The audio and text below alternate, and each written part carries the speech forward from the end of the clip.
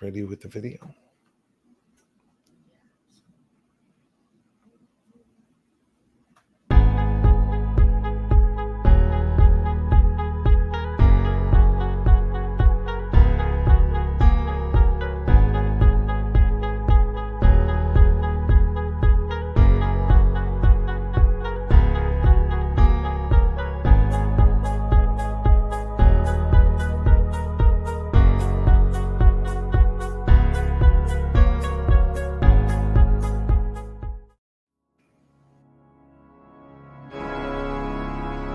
You have created a monster and it will destroy you. She's alive! Alive! I am Dracula.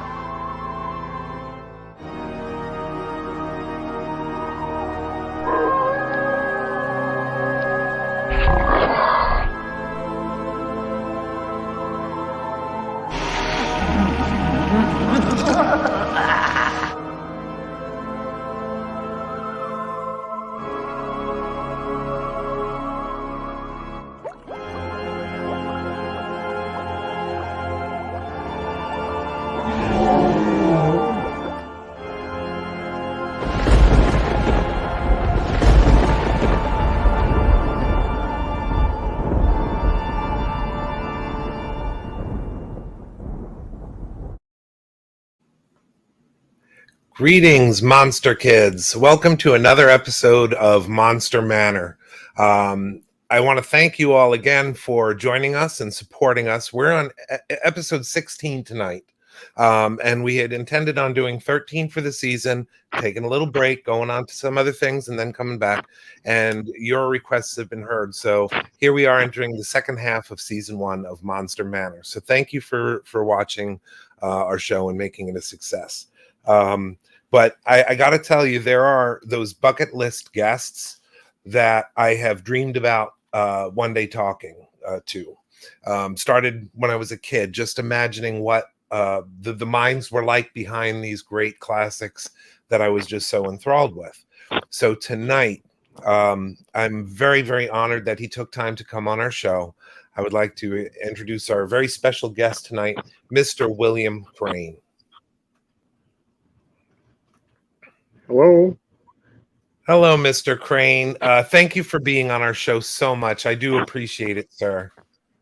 Thank you for having me. Well, I got to tell you, you are one of those directors that I saw your work early on. I think it was on Creature Features, a local network here to the Tampa area and Central Florida area. And it shook me, man.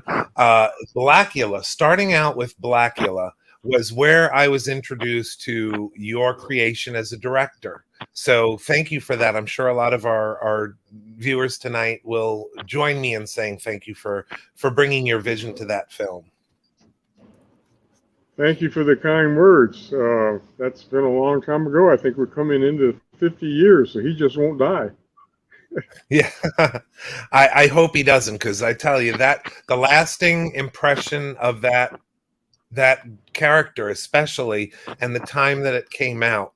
I am getting a little bit ahead of myself, though, because one of the things that I wanted to ask you is you grew up into this wonderful world of filmmaking, but where did that start? What age did you say I wanted to be a filmmaker? Oh boy, I'm in Hollywood and I lie about my age.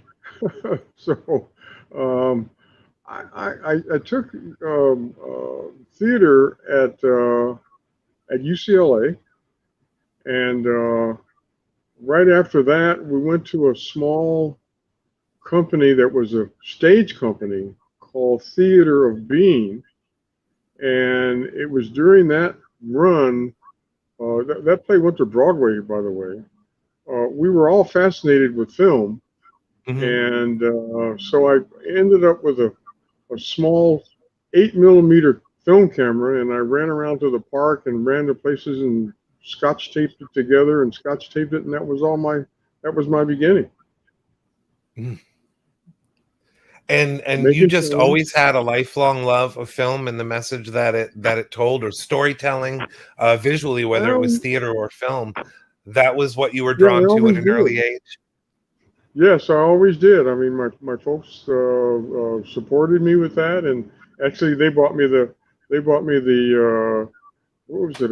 Not a Mickey Mouse. It was a small 8 millimeter camera, and boy, I remember having this room and my desk and this light above my desk and this film. 8 millimeter was so small. Do you remember it at all? The 8 millimeter. Yep.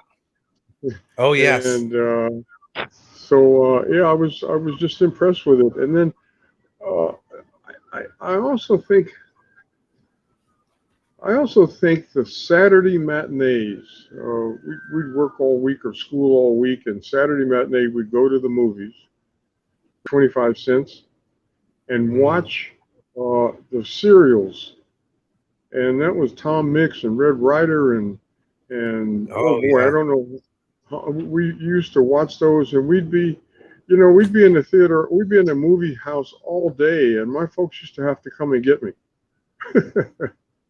Walk into the theater, and I look up, my mom was going down one side of the theater, Dad coming down the other, and they'd get me out of there. But we just back to back to back, and I think that's where the impetus grew. Oh, wow. Yeah. It does take you to another place, another world, another anything. It is really transformative. Were you ever interested in horror movies back then? You mentioned like the westerns and stuff like that. Did you like the horror movies? I like the horror movies. The Lon Chaney and who else was there? It was Frankenstein. I forgot who played that. It was um, Lon Chaney was the hero. Hmm. And then there was Dracula. I can't remember those. Vincent Price. I think that was a little later on. But yeah, we would watch the horror movies for sure. And then around that time, there was something that came out called The Thing. Do you remember that? Oh, yeah. Thing from Another World. Yes.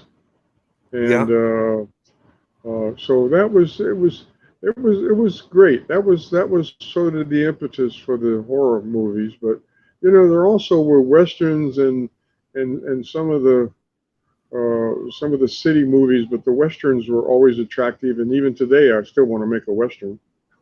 Mm.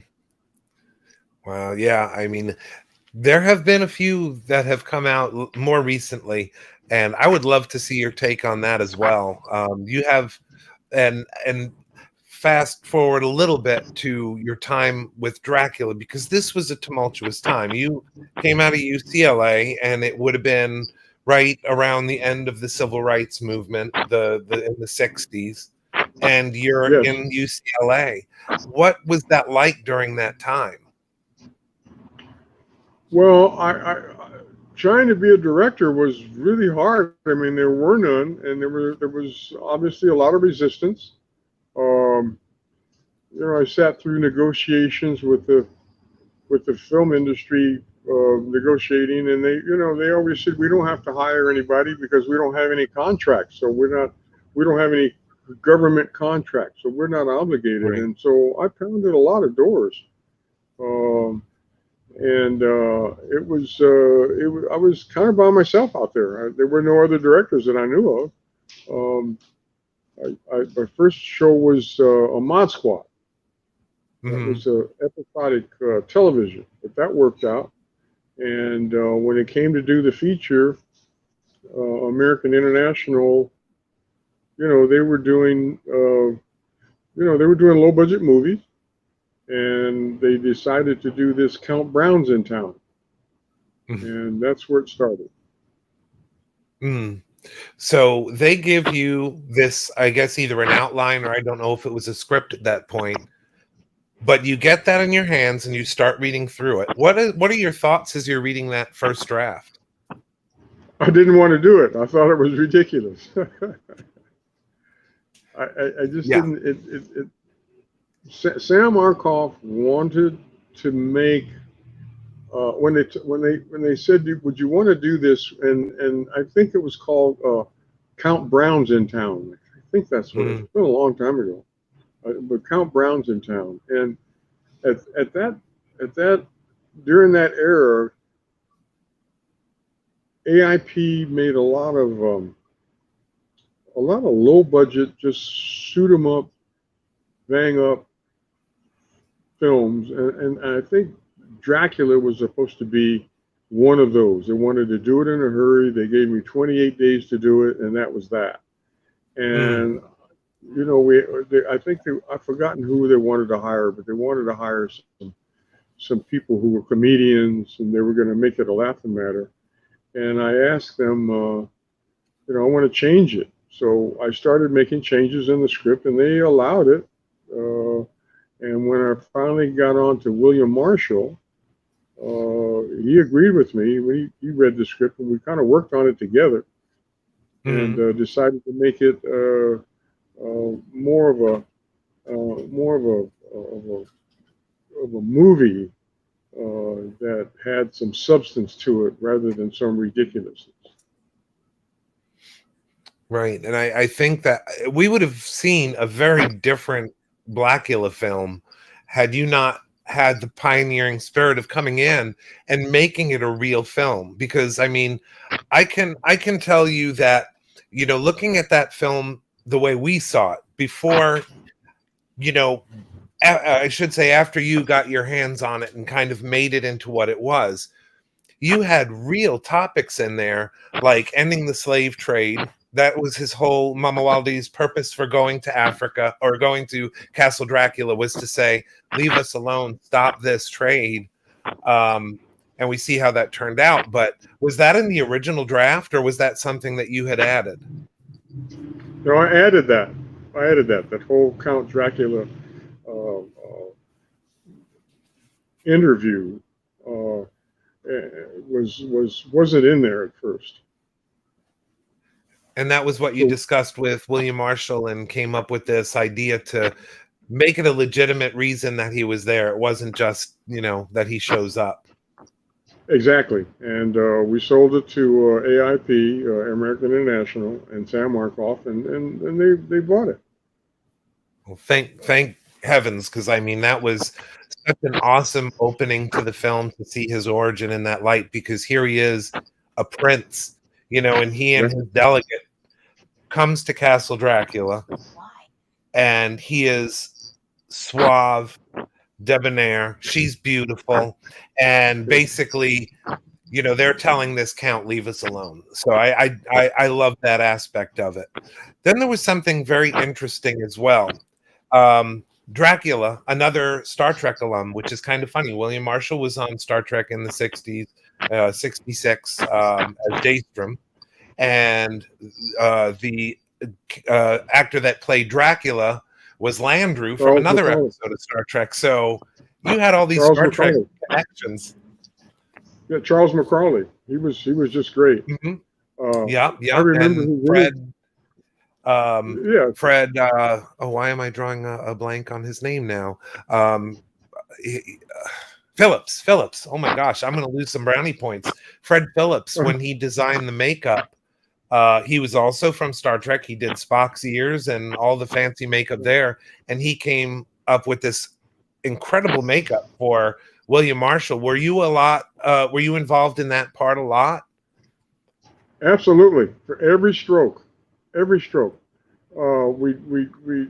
had to, because William Marshall was a handsome guy, so we had to change him, but he still had to have this fierceness. So we went as far as even getting some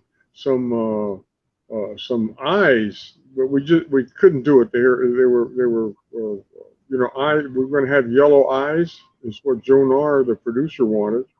And so we made these contacts, and we thought they would work, but when we tried to put them on during the shooting, it just didn't work. So we did it with the hair and the teeth, obviously, and the hair coming out of the face, and just his overall demeanor just carried it just perfectly. I love that design. So, you know, thank you for coming up with that. It was so, you know, you could see that there was a savageness in there, you know, when he became the vampire, and it was like this clear delineation. Here he is, this prince, and then when he's the vampire man, he's all fear at that point. Oh yeah, oh yeah. Much more so than I transition. think even Christopher Lee. And nothing intended against Mr. Lee, but your version of the vampire was so much more visceral. I mean, you would fear running into him in an alley. That's what we wanted. That's exactly what we wanted. We hit it. So, there were a lot of things about this that I know we're kind of, watching our time here, but, one thing that I think about also is that you're coming off of Count Yorga, the film crew that worked on Blacula. They just wrapped Count Yorga, correct?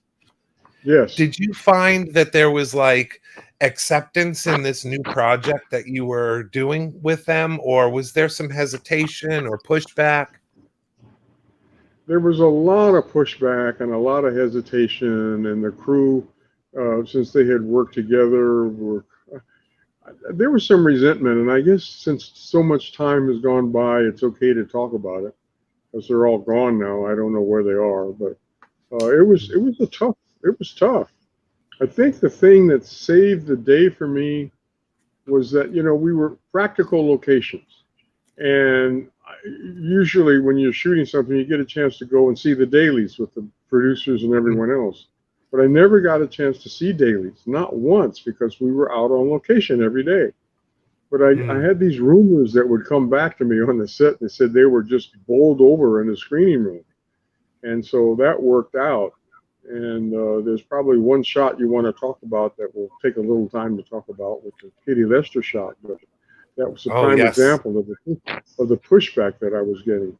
The pushback with his cape. I mean, Dracula always had a black cape with a red, with the red design inside, and I didn't want that. I wanted this slate gray inside or something, and that caused some problems. And I said, look, you guys, it's the difference between a red cape and a silver cape. I mean, that's my vampire, not yours, and it doesn't have to have that one. And I finally got the cape. So. Well, I mean, I'm glad you fought so hard for that, because the purists out there know that Bela Lugosi's original cape was silver lined. It was a gray satin as well. So you were actually following in great footsteps with that choice. Christopher Lee was the red cape lining, but that was another thing that was just so regal about Mama Walde. Yeah. That worked really well. Yes. So you hinted at a scene that you had to fight for, and I know, seeing the movie, it was one of those scenes where my first time I saw it, I was terrified at that scene. And could you outline that for us? Because that was an amazing story that you told me when we spoke. Is this the Kitty Lester story? Yes, sir. The script, let me see if I can. The script called for Elijah Cummings. Elijah Cummings, that was his name, right? The actor. Right. He was Thomas calls him in the office after he digs up these two young guys and sees that they're vampires. He knows he's got the cab driver in the morgue. So he calls up Elijah and says, look, take her out of the morgue, but lock the door, and I'm going to be there. And the object was for her to thaw out while they were on the way there. And she told Sam, lock the door. And what the script called for was the gurney was to come outside and just be there in the office. Sam's desk was right next to the gurney. I mean, within a matter of 5 feet or 8 feet. And and there he could be on the phone. Well, when we shot this, it was an old police station that was vacant in Venice, California. And when I saw there was a reception room, and then down the hall was about 100 feet, about 400 feet, at least 400 feet, was this other door, and the halls were perpendicular.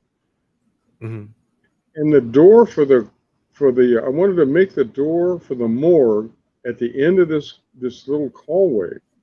And so we came out to the reception area, And there were no cell phones at that time, that. So we hung this phone on the wall. So when Elijah talked on the phone, his back would be to the door, and then we filmed her thawing out in the morgue, cutaways.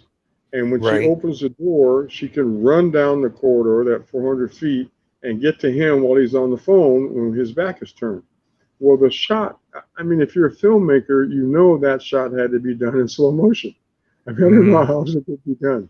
So about a week before, I sent word to AIP to say, look, I'd like to get a slow motion camera. I want a fast camera that would go. And they said, absolutely not. We don't have, we have to have a separate crew. We have to have another film crew, and it's not in the budget. And I called Sam Markoff, Cam Nicholson, and they said, no, just forget it. So on the day of the shoot, we were up on the second floor, and we had this Mitchell camera, and I asked the cameraman to let's run some film through there as fast as we can to see if we can make it go without, this is film that was already done. These were shorts. So we weren't trying to get any exposure, but we wanted to see if the film would take the sprockets going that fast. And we ran through several reams, and somebody, a production assistant, came upstairs and said, we have a new film crew downstairs. And we were all surprised. He stopped us dead in our tracks. So we got a film crew downstairs, and they've got a high-speed camera for you. And we said, what? I said, send him upstairs. So the camera operator came upstairs, showed me what I wanted, and Kitty Lester was to come out of this door and to make this long run down toward Elijah. And the camera guy just smiled, and he said, piece of cake, I got it. So we moved the Mitchell out of the way. We moved it to the dolly was out of the way. He brought this thing up. It was on sticks, on tripods.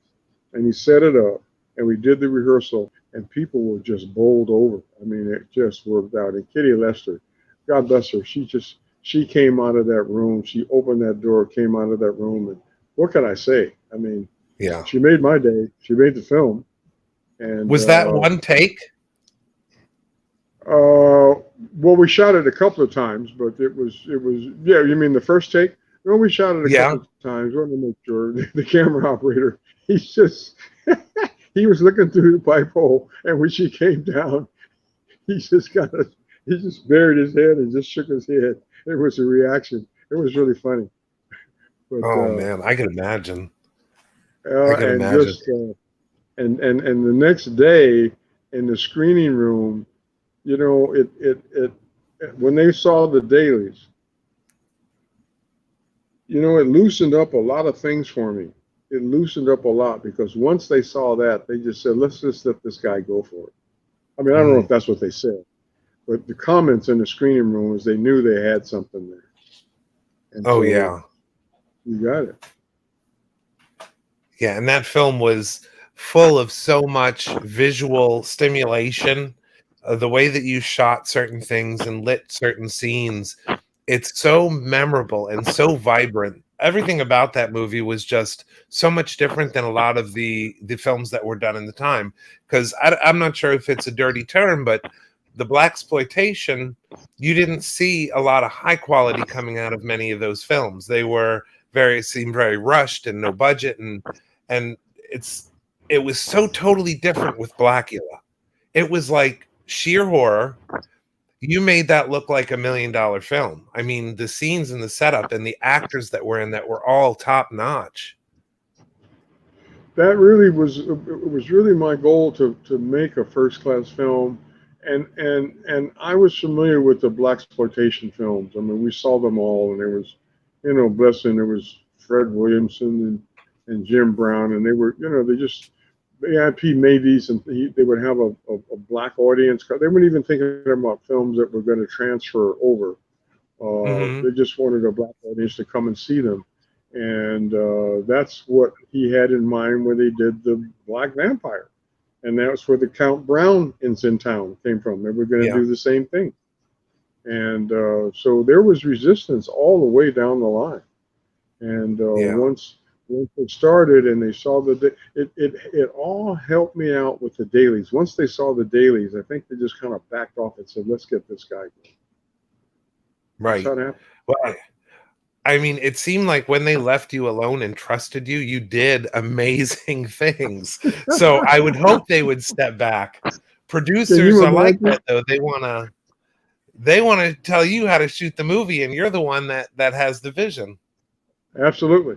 Absolutely. And that was a new thing for me to see them kind of back off. They had a guy who was in production. He was roaming around, and he would always say, you really want to shoot it that way? And I said, yeah, this is how I want to shoot it. And I got questioned a lot. It was hard. Some of it was really hard. And some of the crew, not all the crew members, a lot of the crew members were great, but some of the crew members were, at one point I asked for some headphones. Mm-hmm. Because the two actors were coming out of somebody's house. They'd have to come down the stairs and get in a car and rush to wherever they're going to. I think they were rushing to find. I forgot what they were rushing to. But I needed some earmuffs. And do you know that when I call for action, the volume, the sound guy was, I don't know, some 20 yards away down the driveway. And the sound was up full blast. Mm. And I mean that was on purpose. I mean, listen, it's been a long time ago. I guess I can talk about it now, but the sound was up full blast. And I looked over at his table, and he just looked there. And any sound guy would have when he first got ready to make the shot or rehearse it, would have had the sound low, and then I would have said turn it up a little bit, turn it down a little bit or something, but he had it piped right up to the very top. And I just took him off and threw him down, and I shot it without. Mm. That kind of stuff. It was really sad. I mean, I walked away. I remember leaving the set that night, and I was really angry. But how do? You can't let a guy that's on the sound table ruin your film. You can't do that, right? Mm-hmm. Yeah. I don't know. Yeah. I don't know. I'm telling you this story, and maybe I don't know. It's all over now, isn't it? I mean, that was a thing of the past, right? Well, I mean, I think that it's important that everyone understands that, especially the times. You're looking at a film, but it's a time capsule, and it was shot at a certain time with certain civil unrest, and you can't deny that. That was still very much alive. In the early 70s, 72, absolutely. People think that it was a different, that it was like it is today, but you had true obstacles that you faced on a daily basis. Yes, I did. It reminds me of having an uncle who, bless his heart, he's gone now, but he was a railroad inspector, and he was in Ohio, Columbus, Ohio. And he'd go out, and these trains would come into the station, and the freight trains would come into the station, and he'd check this and check that, and he'd tell these engineers, okay, I want to test your air brakes or something, and they would do all sorts of stuff. They would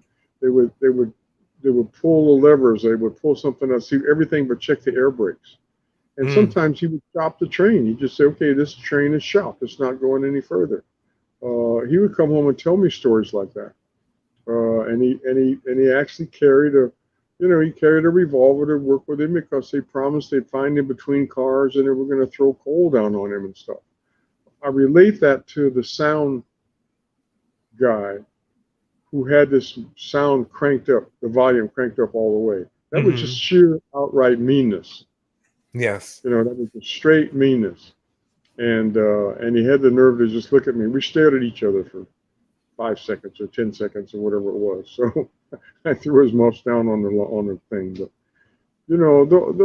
but I can talk about those now, and I can laugh about them now. And you are right to, I guess it should be known, but I don't think Jordan Peele and people like that have to go through that now. Things have changed so much. I'm so pleased with what's going on today. It just we made it work. Okay. Yes, and that's the thing that every filmmaker, especially filmmakers, people of color, what you did for them, paving the way. I hope that they've been able to express that to you, and I express it to you as well for doing what you did and pioneering and opening the world up to a different angle on filmmakers, the richness of their visions that we may not have gotten had it not been for pioneering directors like yourself. Your body of work, and check out William Crain, our viewers, check out William Crain's Internet Movie Database page, IMDb page. He was in some amazing projects, and the series work that you did, it was all groundbreaking at the time. I can't give you enough respect for what you were able to accomplish. Thank you so much. All right, if you want to make a comparison, I've forgotten, we've talked a couple of times about the two movies, Scream, Scream, and Blacula. Yes. But I didn't do Scream, Scream. And if you wanted to, I mean, you're analyzing this pretty well. Look at the two movies. They had the same actor, they had more money, same production house, same principle, same idea. They used Pam Grier, bless her, she was phenomenal. But it just the work with William Marshall, people could see the difference. And I don't want to pat myself on the back, but you could see the difference. So you had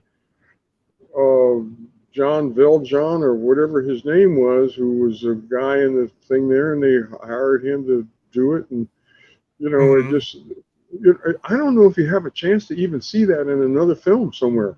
But the two difference, and you have a African-American director and you have another director with the same principle, the same actors, the same story map, and it's totally different. How do you explain that? What do you do with that? Well, I think one was trying to obviously give his spin on your style, which it was never going to settle up. I mean, the way that you took that film, I don't think anyone could have taken the same look and made it any better than you. But did they even offer it to you? I mean, the first one was one of the top movies of 1972. Exactly. Did they offer you Scream, Blacula, Scream? No, they didn't. It wasn't going to work. They didn't offer it to me. But then, what was it? A year after that, there was another one that you were also a producer on, which I would love to talk about. This one was Dr. Black and Mr. Hyde. You were a producer as well as the director on that one. Yes, exactly. So was that I'm sorry, go ahead. No, that one wasn't. That one was an AIP. That was a different company, Marriage Corporation. I've forgotten the name of that too now. It's so long ago. They're fading. But at the time that they asked me to do that, the producer had missed several start days, and I guess he was in trouble, almost losing the money, and he had worked as a second AD on Blacula, and Charles Walker was his name, and I was directing Starsky and Hutch at the time. And so he called and said, "Look, I've got this thing that the film is already. I mean, the production is made. The production is there. I've got the great actors. They're all hired.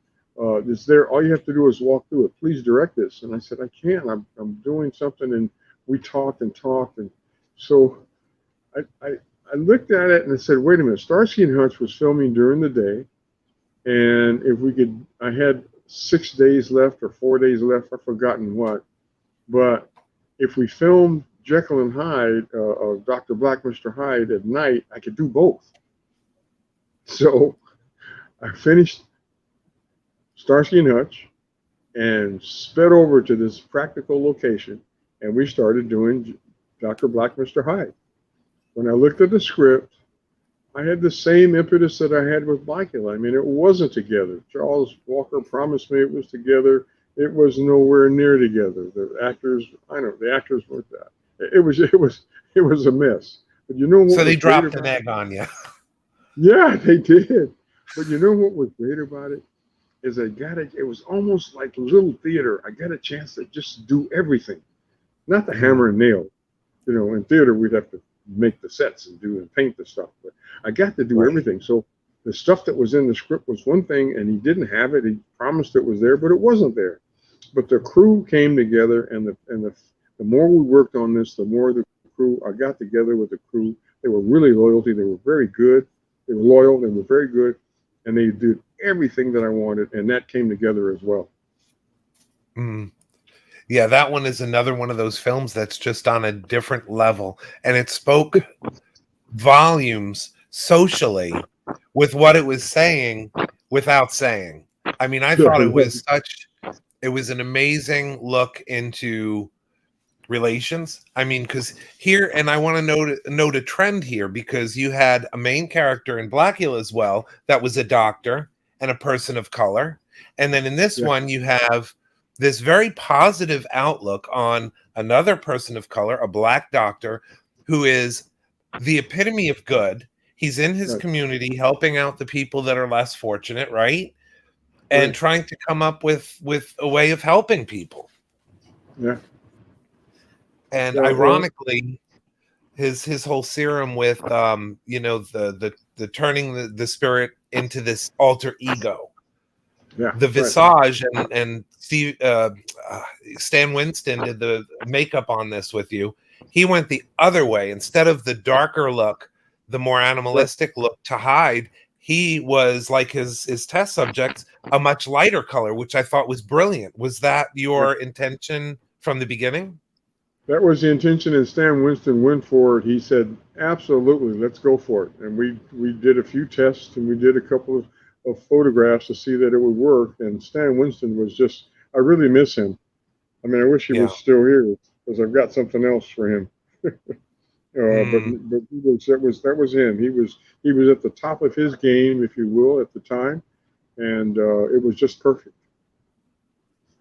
Yes, I love that film as well. And like I said, seeing these characters in such a position of respect, and not only that, but encouraging. There were a number of scenes in both movies where both Dracula and Dr. Black would tell people, have some self-respect, pull yourself out of, that situation, be the best you can be. His, William Marshall, his Mama Walde came out big time when it came to those scenes. And I loved seeing his regalness and how he was trying to inspire people to be better than they were. And yet he was the monster.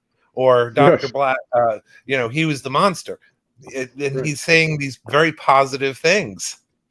Right. Bernie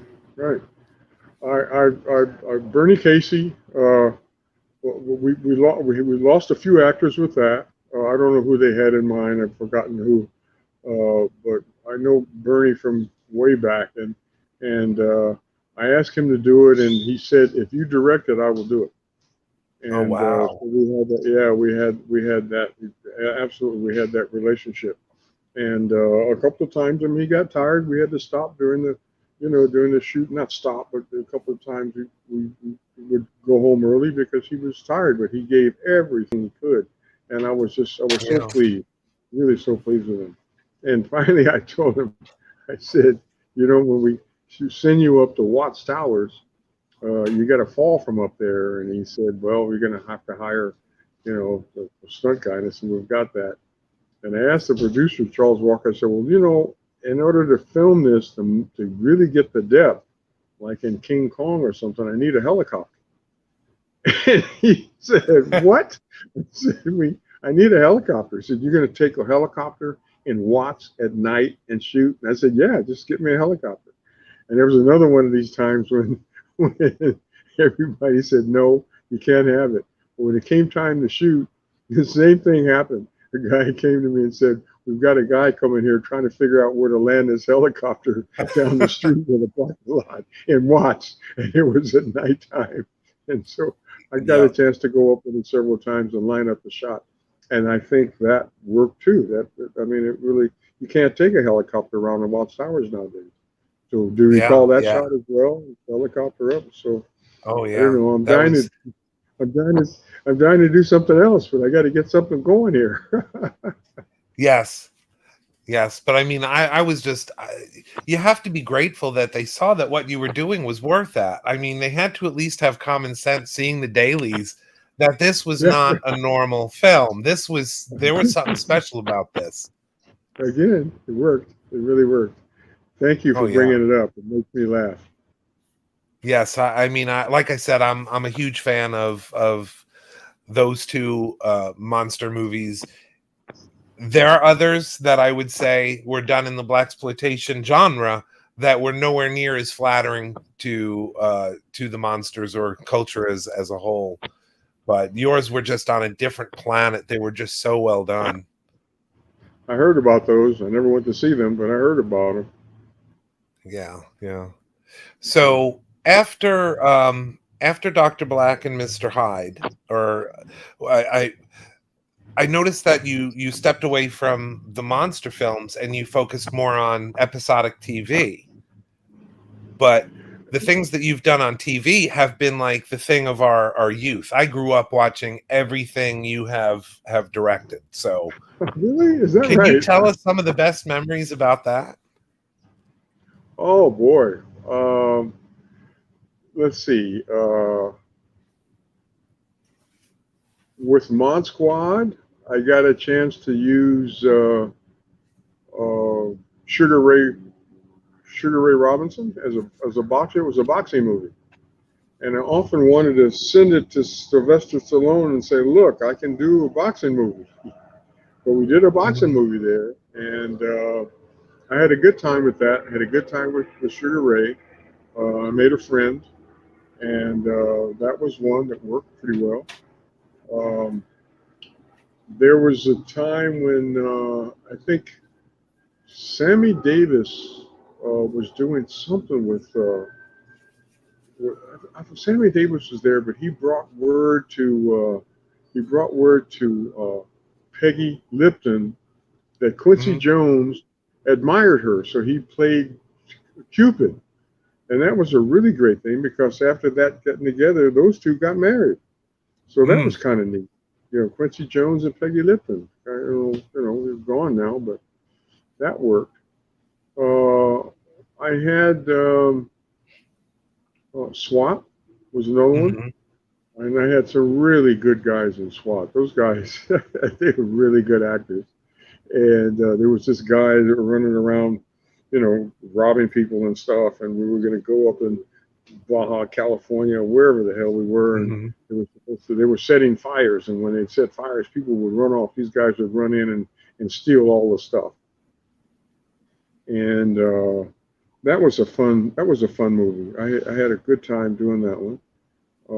They did a new SWAT recently, and I called them up and said, "Listen, I did SWAT before," and they said, "Oh well," and that was the end of that phone call. Yeah. I know.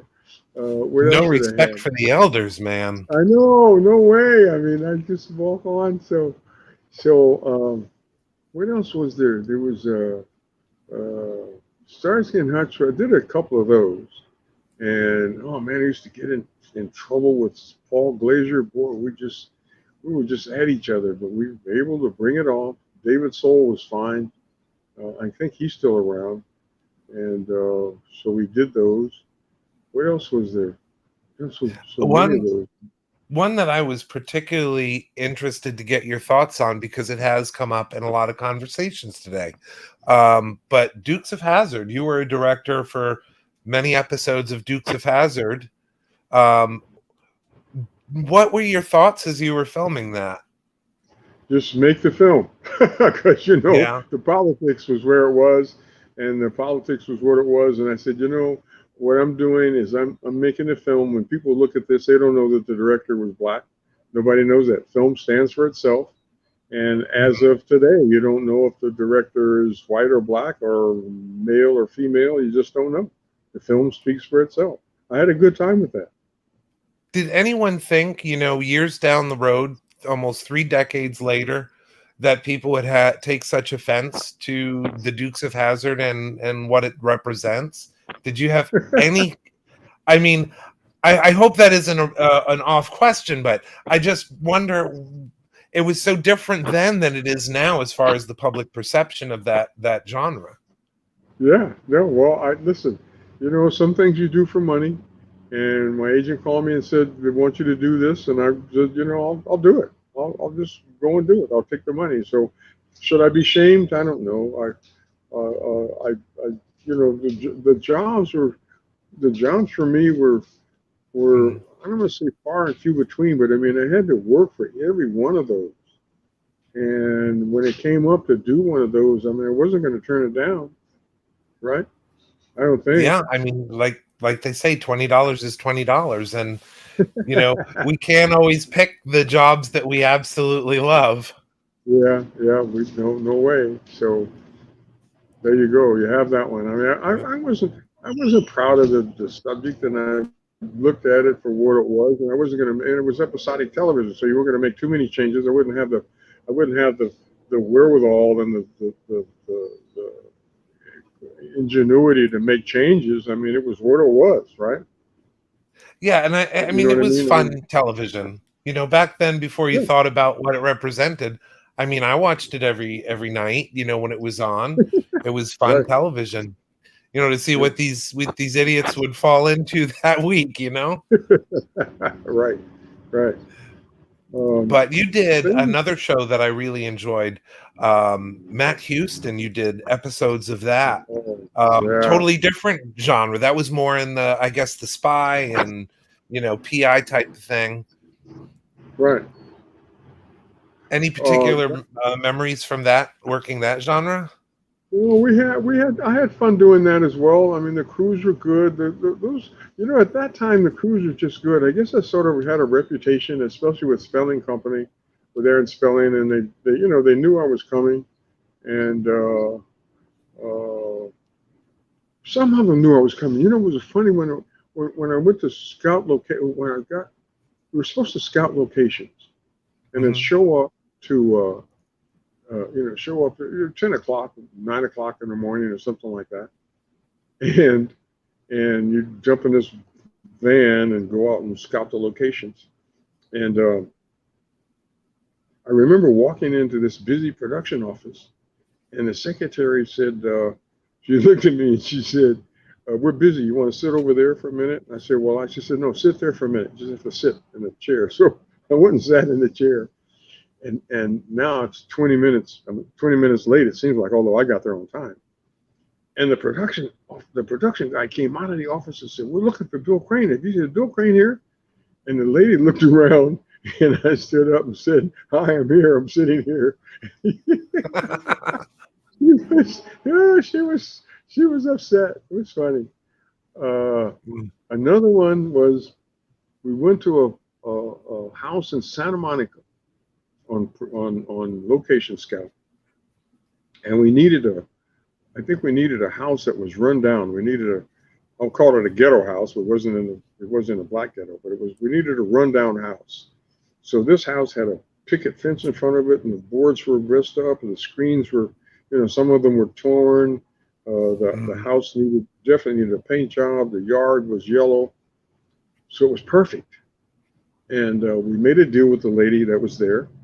And we were coming back, I think, 5-6 days. Maybe it was 8 days. I forgot whatever it was. So when I went to scout this location, they were already shooting one of the episodes, so we weren't ready yet. So she had about 9 or 10 days. I got to tell you, the day that we were going to shoot this, we rolled up to the house, and the assistant said, "Crain, you're going to love this." And I looked at the house, and the lady had painted the house, fixed the windows, fixed the fence, fixed all the screens. She painted it, and she said, "I told my family my house was going to be on Starsky and Hutch, and they were going to see my lovely house, and it was just beautiful. It was painted like a Bel Air home." Oh no! Your heart must have sunk. I did. So we had to find something else that day. When I was standing there looking at her, she was just so proud. She had her apron on and she had her hands on her hips and she was smiling, and said, "Did you like it? Do you like the house?" And I just had to say, "It's really beautiful. It's great." We're gonna We had a change of plans here. I'm sorry about your folks, but the house looks You great. made it too pretty. You made it perfect.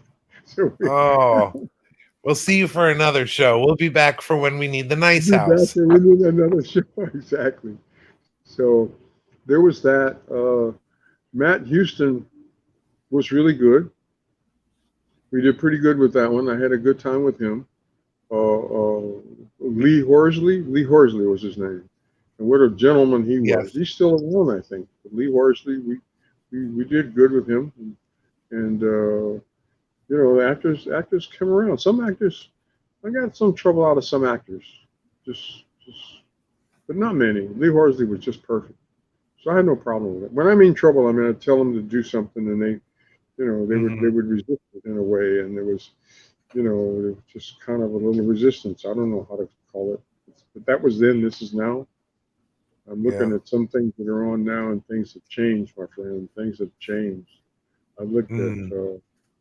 I don't have time to do all of this, but I looked at the last ship.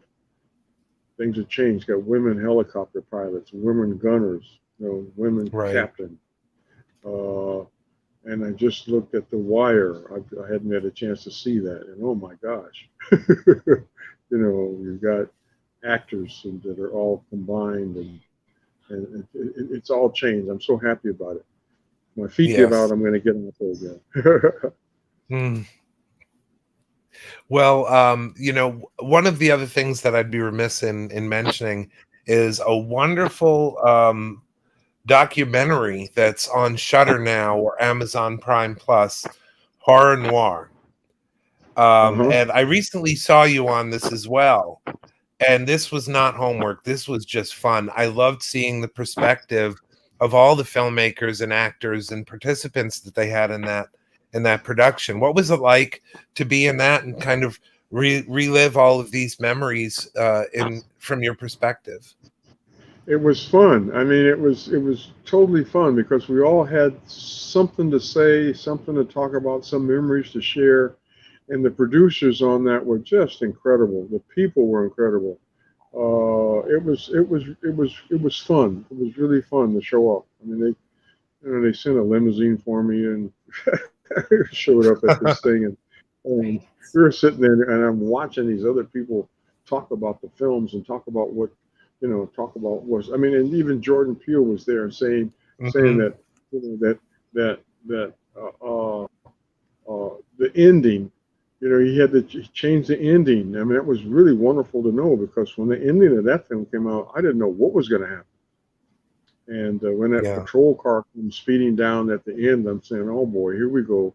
You know, you expect what's going to happen. What's going on today is this patrol car is going to show up and blow the whole thing. But he talked about that, and people talking. You got some inside information about productions that we all saw, and we all got together at that theater when they were shooting that, and it was just a grand and a great experience. And I got a chance to talk. So, yeah. Well, I mean, you definitely deserve every mouthpiece that you can get because of your pioneering work and your legendary work. The fun that you've added to the lives of monster kids like myself, and even you don't see her, she's here in our studio, but my mother from next door, you know, we've all loved your work, and we can't thank you enough for everything that you've added to this rich industry and all of the people that you've kind of paved the way for them, you know. Very, very many thanks to you for that.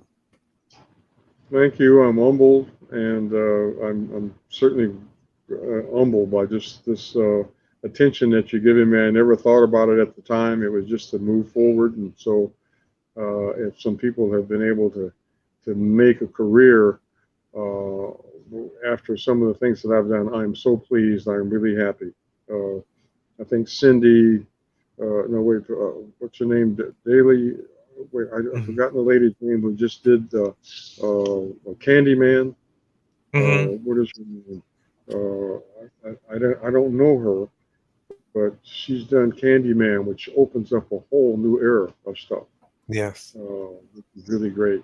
and she's got a #1 movie going right now. You have to be pleased about that. You have to be Yes. pleased about that, right? And there has been some rumor in the magazines about them maybe rebooting Blacula. Will that be rebooted with your blessing, or have they asked your involvement? No, they haven't. They'll have my blessing, absolutely. If they do, I was in Washington D.C. and I looked up to see who had the rights to it, and the MGM had the rights, and I thought I don't know if I want to get involved in this, and that was last year sometime, and then Right. just this year, several months ago, I saw that there was this headline in the Wall Street Journal and one of the tabloids that said they were going to reboot Blacula, and I had to laugh. I said, "I'll be darned." So they haven't called me. Maybe they will, maybe not, but they have my blessing, absolutely. I hope they do, because that would be nice to at least have your fingerprint on a version of Blacula for a new generation. Wouldn't that be something? I didn't think about it like that, but you give me some food for thought here. Yes, yes. So, is there anything, speaking of bucket lists, you were a definite bucket list for me to have on the show because, like I said, I absolutely love your work and I'm honored that you would come on. But what is a bucket list item that William Crain would like to do in your career? Oh boy. I grew up with the Westerns and gunfight at OK Corral and Magnificent Seven. And I've got a Western I'd like to do. That's roaming around. I've got a synopsis for that. I do have. I mean, if my horror career is going to have a trifecta, I've got another monster I want to introduce called Dumbala, and a fellow that years ago, I guess I taught a theater class at Merrick Studios, and somehow through this internet, this internet is something. He found me and said, "Listen, I've got a monster that I'm trying to put together. Would you take a look at it and help me with it and maybe direct it for me?" That was 30 months ago. Oh. So it was 30 months ago, and I rewrote and I think we find it. I got a script out right now. We have a script out. He's in New York. I'm here. You got these 2 generation guys who are using these computers and they're falling apart, and we're having to do this stuff. The funny thing is, if we could write a book on putting this film together, it would be amazing, because he's using one program, I'm using another program, but we're calling this monster Dumbala, and he is brought up from the underworld to settle the score of some people who, kind of took a voodoo priestess and they kind of ransacked her place and chop off her fingers, and so she calls the underworld to have her paladin come up and try to settle the score. And so I can just say to you, the ink on the script is still damp. Yes. Haven't done anything with it yet. If there are any producers out there that want to come and see me, call me, and let them call you through me or call me through you. But we've got to get this thing out. Yes, I mean, that's the thing, is that and you touch on a good point. The landscape of filmmaking has changed so much over the last 30 years, even, where now so many people are doing it on their own through crowdfunding and private investors, and with, of course, the new distribution angles on Netflix and Hulu. I mean, do you find that makes it easier, or is that like a new thing that we older people have to kind of think of, that the younger people, it comes so natural? I really have to think about it, because the gap between the films that I did and the work that I did, I have a 17-year-old son right now. Yes. And I had to raise him. I mean, he's going to start college next week. And congratulations. Thanks. That whole thing was, I never hired a babysitter. I'm a single dad, and I never hired a babysitter. I don't know if that means anything, but I had to raise this guy. Oh. So I'm cooking cioppino and paella and making stuff for this kid that I never thought I'd have to do. But now he's ready to step out and go to college, and I think this Damballa is going to be just perfect. I'm just looking at some of this Hulu stuff. I just mentioned The Last Ship, and I just mentioned The Wire. Some of this stuff is incredible. I had no idea that it was coming on like that. I just didn't know. How do we make it? I guess I don't even know if Mitchell cameras are still available anymore. They're still using Mitchells. They're using iPhones, I understand, to shoot these things. Yeah, iPhones. Yeah. I mean, I did television and video production late 90s. And we had that thing that you're probably very familiar with, linear editing. You cut a film. Now all of the editing is non-linear and all jumbled. The cameras are all digital. So different nowadays. Exactly. I mean, I think if the thought has to be there. I mean, if you have a mise-en-scene that's there, we'll have to work. But I don't know what to do. So we've been sitting. This ink on this script, as I said, is still damp. I don't know where to go when I get off the program here with you. I guess next week we'll kind of start looking around. I don't know where to start. Maybe I will go to Hulu. Maybe I will go to home box office. I mean, I don't know. Yeah. The film industry certainly has changed, and there are people that are talking about it that are. You know, who's the head of Fox right now? Used to be the head of Paramount. The head of Paramount. I forgot his name now. Yeah, I don't remember myself. Yeah, I'll think about it when we hang up. You know that, and I don't know. We'll see. I mean, if it's that easy, if it's that easy, I mean, the story has to come together. Right. And when I watch The Wire, I watch these camera moves on The Wire, and I'm saying, wait a minute, and I'm back. I'm going back. 10 seconds. Wait a minute, what just happened here? Yeah. And that's last week. Yeah. So you do sit and watch television and say, I wouldn't have done it that way. Why didn't they? I know it. But David Simmons and Ed Burns and those guys who have done this stuff. I mean, they've got and not to mention the actors, what the actors are doing. I mean, I just woo. So yeah, I'm going to jump back in it again. So when I do something, and especially this one, I'll let you know. The Western, I don't know yet. I understand now they're calling them neo-Westerns. Does that mean they don't ride horses and drive cars? I'm not sure. But I'm going to try it. I would love to see your take on a Western. Please make that happen. That would be awesome. Okay, you got a deal. Yes. And please, anytime you want to come back on the show to discuss anything, feel free to hit me up. I have enjoyed talking to you so much. This was a very fast hour, but I can't thank you enough. Again, you are one of the icons that monster kids everywhere look up to for what you've done. Thank you on behalf of all of us monster kids. And we can't wait to see what's next for you, sir. Thank you so much, and thank you for inviting me. My absolute pleasure. And don't hang up yet. We're going to go on with a couple of announcements, and then we're going to come back to you. So if you could just wait in the green room, we'll be right back with you, Mr. Crain. And as for everything else, is that okay if you can hang on just for a moment? I'll be standing by. Okay, we'll be right back with you for sure. So basically, I am beside myself with the wonderful guests that we had tonight, so you'll have to excuse me, but we do have to do some housekeeping and announcements.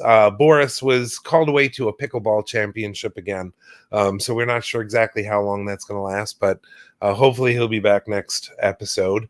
So I'm going to fumble through some of the announcements that we have. A couple of things to keep an eye open on. Quarantine Con.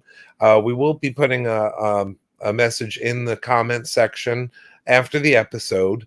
That's coming up. Please follow us for information on all of the panels that are going to be involved in Quarantine Con 2021. A good friend of mine, Billy Carr, is putting that on. Also, want to remind you about Phantasm coming up October 1st, 2nd, and 3rd. We will be there podcasting directly from the show. All things monster, classic, neoclassic, and beyond. So if you're going to be in the Orlando area, come out and see Phantasm, because they've got more entertainment than you could imagine for a venue. It's at the beautiful Rosen at Shingle Creek, so you couldn't get a better place. So this is worth coming to. Birthday shout outs. I do have to give this one because he was one of our first guests on the show, Michael Berryman. It's his birthday today. So happy birthday, Michael, if you're watching or you see us in playback. We absolutely love you as well. Happy birthday, sir. So much more coming up. We have more episodes pretty much every other week, and we're going to be wrapping up the season mid-October. So spread the word, help us get it out there. And again, I would like to thank tonight's guest, William Crain. I am truly honored that we had him on the show to hear some of his stories, and hopefully we can get him back again very soon. So on behalf of myself and all the denizens of Monster Manor, thank you for joining in for this very special 16th episode, and thank you to our guest, William Crain. Have a good night, everyone.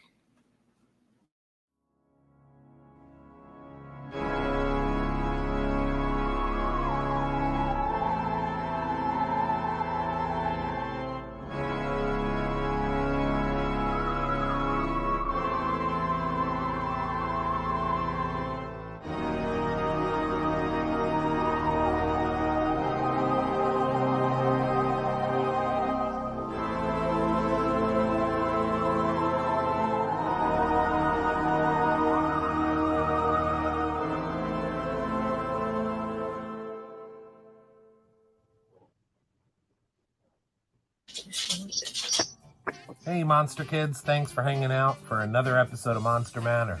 Do us a favor, though, and hit the bell to get reminders of when we add new content.